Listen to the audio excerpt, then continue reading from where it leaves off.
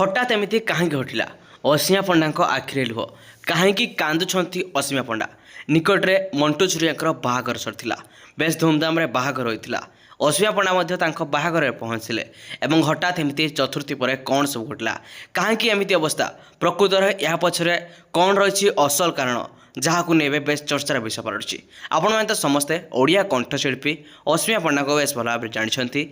संगीत को आपण मैंने बेस पसंद करते एपटे आपण मैंने संबलपुरी कंठशिल्पी मंटू छुरिया को बेस भल भाव जानते संगीत को आपण मैंने समस्ते बेस भल भाव देखते निकटरे मंटू छुरिया विवाह बंधन में बांधि होते संबलपुर रीतिनीति बाहागर बेस धूमधाम सरीला सारा ओडिशा बाहागर को देखी बाहागर को एटेंड करुच्ची हॉलीवुड जगतर कलाकार मैंने बाहागर पहुँचले शुभेच्छा जनाई आउ बाहागर पर रिसेप्शन पार्टर वीडियो आपने आम चैनल माध्यम देखी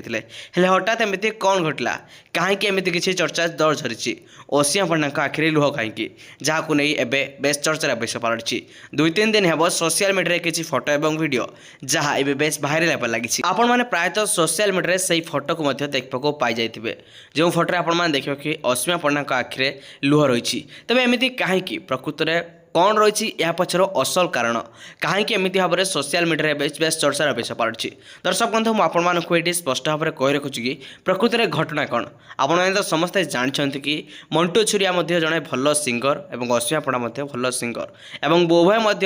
अनेक समय अनेक सारा स्टेज शो एकाठी करें जेहेतु वर्तमान समय मंटू छुरिया बह बंधन में बांधि हो सारी